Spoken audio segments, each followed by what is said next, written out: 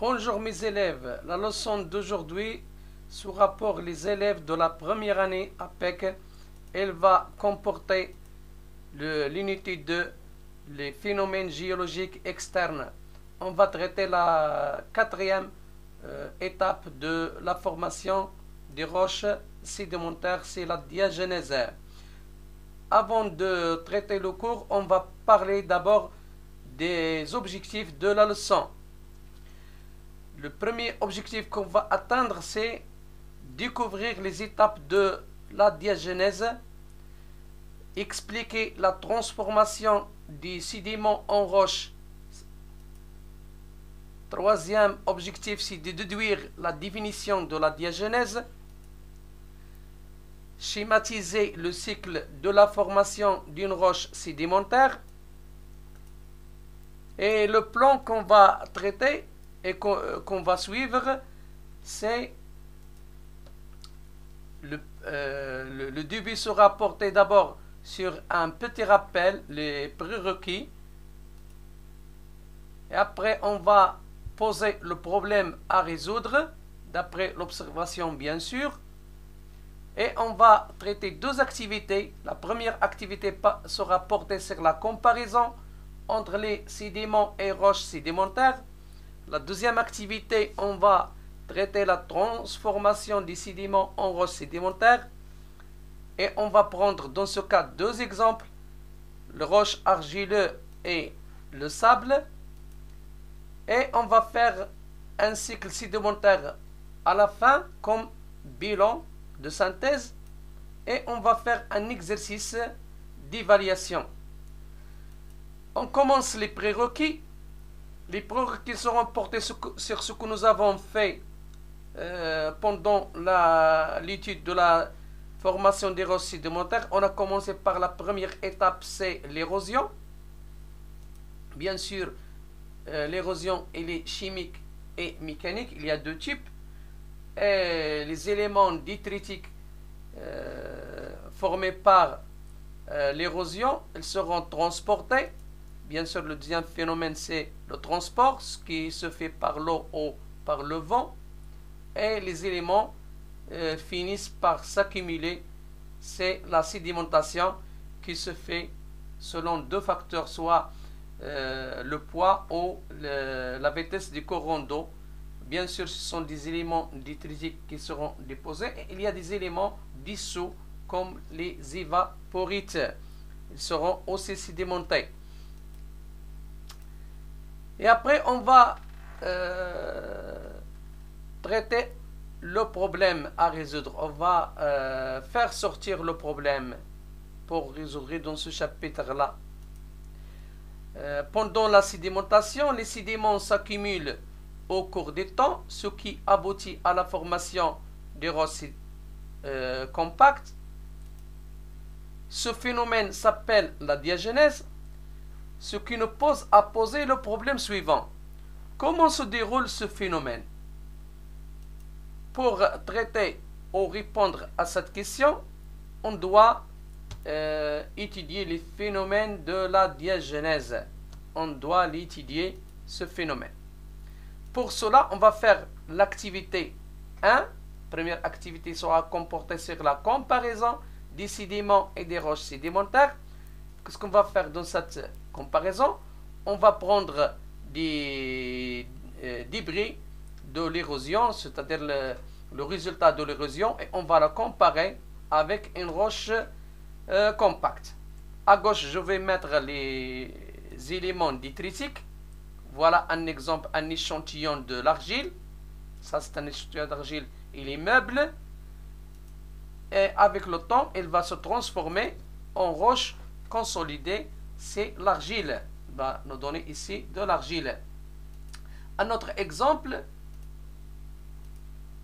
le sable, par exemple, il est meuble, il coule entre le doigt et avec le temps, il va nous donner le grès. Ça, c'est une roche compacte.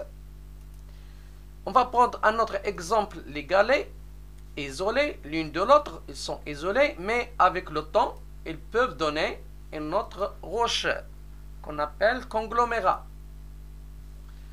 Donc, on peut déduire de cette comparaison que les sédiments sont constitués par des éléments isolés ou meubles. Les roches sont constituées par des sédiments consolidés et liés l'une à l'autre et forment une roche compacte. Bien sûr, le problème posé, c'est comment se fait le passage d'un sédiment à une roche compacte. Pour répondre à cette question, on doit aussi faire l'activité de la transformation des sédiments en roches sédimentaires. Dans cette activité, on va prendre un exemple, le roche argileux, et on va faire un exercice intégré dans ce cas-là. Dans cet exercice, on va parler de la boue argileux. Lors de son dépôt est formé de 70% à 90% de l'eau. Il peut se transformer en roche argile dans le milieu marin. Le tableau suivant montre les facteurs intervenant dans cette transformation. Voilà le tableau. Il nous montre la profondeur, la première colonne. Deuxième colonne, il y a la température en degrés Celsius et la pression en grammes par centimètre carré et la porosité en pourcentage. On va étudier ce tableau, c'est-à-dire on va poser des questions pour savoir les facteurs qui aboutissent à la transformation de l'argile en roche compacte. Donc, on va commencer à répondre à certaines questions. Parmi les questions qu'on a posées, comment la pression varie-t-elle en fonction de la profondeur? Pour répondre, on va prendre deux colonnes parce que le tableau, il y a 4 colonnes, mais les colonnes qui sont intéressées ici, c'est la pression, la colonne de la pression et la colonne de la profondeur. Voilà les deux colonnes, la profondeur et la pression. Si on observe la colonne de profondeur en mètres, 0 si on est à la surface, 500 mètres à 50 000 mètres de profondeur. La pression, elle passe de 0 à 70 1200. Donc, on observe lorsque la profondeur augmente, la pression augmente. C'est ça la réponse. La pression augmente avec l'augmentation de la température, tout simplement. La deuxième question, comment la température change-t-il en fonction de la profondeur? Bien sûr, voilà le tableau. La profondeur, première colonne, deuxième colonne, c'est la température.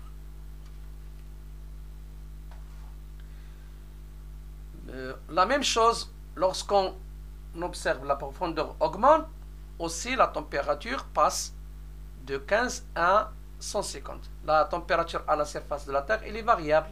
Il peut prendre 10, peut prendre 5, ça dépend. C'est pour cela qu'ils n'ont pas mis la température ici, parce qu'il est variable. On suppose qu'il est 5. De 5, il va passer à 500 mètres à 15, à 150, etc. Donc, lorsque la profondeur augmente, la température augmente aussi. Tous les deux. On va faire passer à la troisième question. Comment la porosité change-t-il en fonction de la température? La même chose, on va prendre la colonne de la profondeur et la porosité. La profondeur, elle passe de 0 à 500 à 50 000. La même chose, la porosité, elle passe de 80 à 35 à moins de 10. C'est-à-dire, la porosité diminue. 80 à 35, on diminue la valeur. C'est pour cela la porosité diminue en fonction de la profondeur. Tout simplement. La porosité diminue avec augmentation de la profondeur. C'est bien. La quatrième question qui va rassembler les trois questions qui passent. D'après ce qui précède, expliquez pourquoi la boue d'argile prélevée à la surface est moins solide que celles prélevées à 5000 mètres de profondeur. Bien sûr, on a vu que la température ou la pression augmente en fonction de la profondeur, ce qui diminue la porosité et bien sûr la roche devient de plus en plus compacte. Et voilà la réponse. La haute pression et la température conduisent à une diminution de la porosité et augmentent ainsi la cohésion des roches, de sorte que les roches dont la profondeur sont plus cohérentes, c'est-à-dire plus compactes, cohérentes, compactes, que les roches dans la surface. C'est ça la réponse. Et on passe à la 5e question. Déterminer les facteurs responsables de la consolidation de l'argile. Bien sûr, on a vu 2 facteurs essentiels, c'est la température et la pression élevée. Ce sont 2 facteurs qui aboutissent à la compaction de l'argile. On va faire une petite conclusion. La sédimentation des éléments argileux est suivie d'une compaction et d'une déshydratation qui transforment lentement et progressivement les sédiments argileux gorgés d'eau en roches sédimentaires. C'est la diagenèse. C'est la diagenèse. La déshydratation et la compaction sont dues à la pression liée au poids des sédiments et à la température. Et bien sûr, ça se fait dans un milieu marin où il y a de l'eau. C'est pour cela il y a une compaction, mais dans les milieux désertiques où il y a de sable seul, comment ça se fait le phénomène de compaction de sable? On va prendre le sable. Dans un désert, il y a des dunes. Voilà une dune de sable. Ce dune, il est constitué par des grains isolés, libres. C'est pour cela le sable est une roche meuble. Il coule entre les doigts. Donc, une dune de sable, voilà, elle est exposée à la pluie. Et lorsque la pluie tombe, elle sera enrichie avec le CO2, c'est-à-dire il va devenir acide. Le sable est constitué par des grains et constitué par des débris de coquilles et des calcaires et ainsi de suite. Donc, la pluie acide, il va faire dissoudre les éléments calcaires ici. Ici, il y a une couche imperméable qui ne laisse pas l'eau s'infiltrer. C'est pour cela qu'il va se constituer une dissolution calcaire. Ici, une dissolution calcaire qui va se constituer et ne sera pas filtrée parce qu'il y a une couche imperméable ici. Il ne laisse pas l'eau traverser la couche. Et après, lorsqu'il y a du soleil, il y a un échauffement, il y a évaporation de l'eau et de CO2. Tous ces 2 constituants, ils vont s'évaporer et ils vont laisser le ciment calcaire qui va souder les grains de sable entre eux. Et il va donner une nouvelle roche, la calcarinite, ce qu'on appelle la calcarinite. Donc, c'est ce phénomène, c'est une cimentation. C'est une cimentation des grains de sable dans ce cas-là. La synthèse qu'on peut faire lorsqu'on a une roche-mère dans un paysage géologique, cette roche-mère, elle sera affectée par l'érosion soit chimique ou mécanique, bien sûr.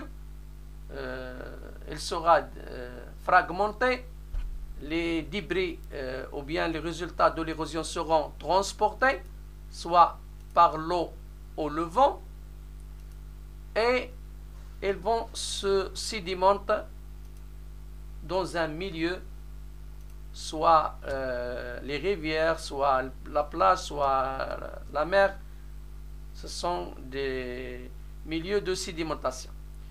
La sédimentation dépend du courant d'eau et du poids des sédiments, bien sûr. Et après, ces sédiments seront consolidés et seront transformés en roche. C'est le phénomène de la diagenèse. Ça se fait par deux mécanismes, soit la compaction ou la sédimentation. Et après, on va obtenir une nouvelle roche sédimentaire sous forme de couche posée horizontalement. On peut l'appeler aussi une roche mère qui sera infectée par l'érosion de nouveau. Donc, on a obtenu un cycle. Ici, on a un cycle, ce qu'on appelle un cycle sédimentaire. Donc, après, on va faire un petit exercice d'évaluation. Donc, la première question, on va associer par les flèches les éléments du deux ensembles qui sont en relation. Voilà les deux ensembles. La première colonne, il y a des notions et des définitions.